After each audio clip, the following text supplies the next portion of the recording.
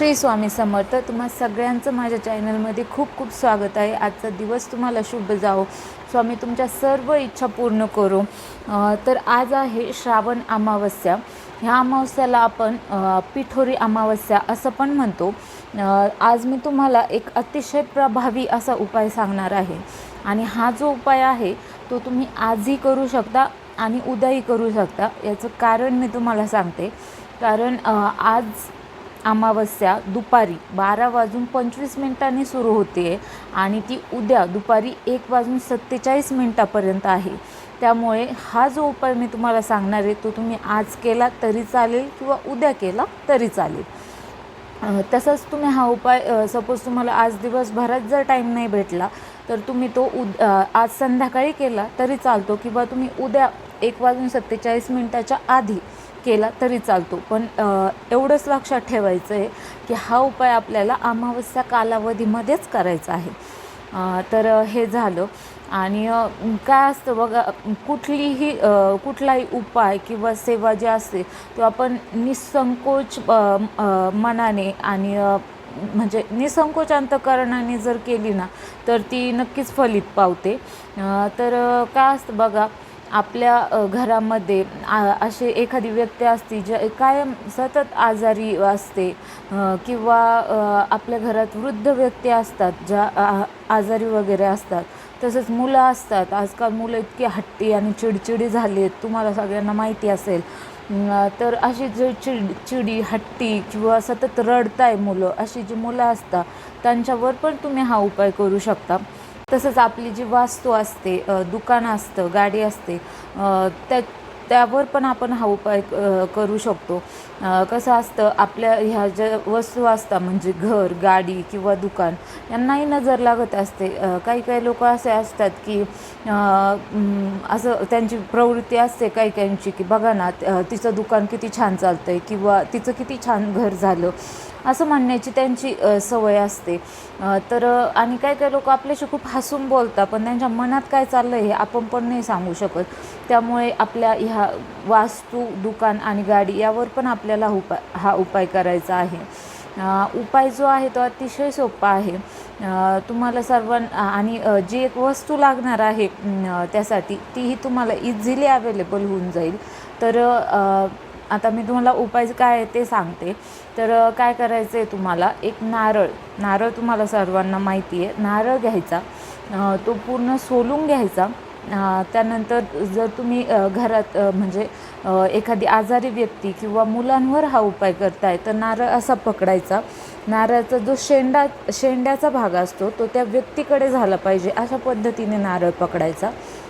नारळ पकडल्यानंतर तुम्हाला 7 वेळेस ओम श्री चैतन्य गोरक्षाय नमः असं म्हणत हा नारळ त्या व्यक्तीवरनं उतारा करायचा आहे.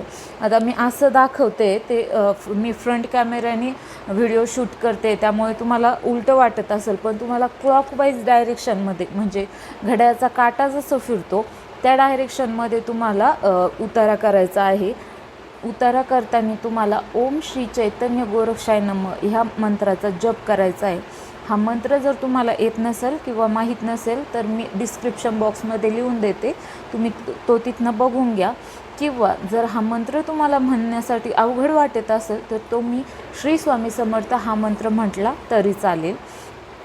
तसंच हा उतारा 7 वेळेस करून झाल्यानंतर तुम्हाला तो नारळ तुमचं जे घर असेल त्याचं जे गेट असतं त्याच्या बाहेर मोकळ्या जागेमध्ये, जिथे कुणाला म्हणजे आपण जी सेवा करतो त्यामुळे कुणालाही त्रास नाही झाला पाहिजे, जिथे मोकळी जागा असेल तुमच्या गेटच्या बाहेर तिथे तुम्ही ठेवून यायचं आहे. सोसायटीमध्ये राहत असाल तर जे सोसायटीचं गेट आहे त्या बाहेर तुम्हाला तो नारळ ठेवायचा आहे. नारळ तिथे ठेवल्यानंतर घरात येण्या अगोदर तुम्हाला हातपाय स्वच्छ धुवायचे आहे. त्यानंतर घरात यायचं, स्वामींना मुजरा करायचा आणि हा पूर्ण उतारा, ही जी पूर्ण सेवा आहे, हा पूर्ण जो उपाय आहे हा करताना तुम्हाला कुणाशीही बोलायचं नाही आहे. फक्त तुम्हाला उतारा करताना मंत्राचा उच्चार करायचा आहे. जोपर्यंत तुम्ही स्वामींना मुजरा करत नाही तोपर्यंत तुम्हाला कुणाशीही बोलायचं नाही आहे. अशा पद्धतीने तुम्ही घरावर आणि आजारी व्यक्ती आणि मुलांवर हा उपाय करू शकता. त्यातल्या त्यात जर आजारी व्यक्ती आहे जी उठून बसू शकत नाही, तर त्यांच्यावर तुम्ही ते झोपलेल्या अवस्थेत असताना केला तरी चालतो, त्यात कुठलाही काही प्रॉब्लेम नाही आहे.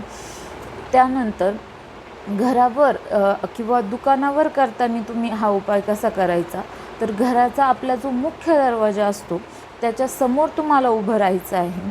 सेम पद्धतीने तुम्हाला नारळ पकडायचा आहे. नारळाचा जो शेंडा आहे तो घराच्या मुख्य दरवाजाच्या दिशेने असला पाहिजे.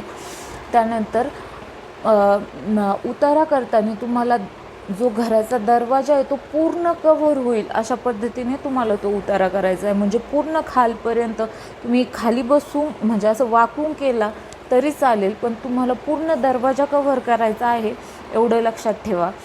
दुकानालाही तुम्ही सेम वेनी करू शकता. दुकानाचं पूर्ण शटर तर आपण कव्हर नाही करू शकत, दुकानाला तुम्ही आपलं रेग्युलर जसं करता त्या पद्धतीने तुम्ही करू शकता.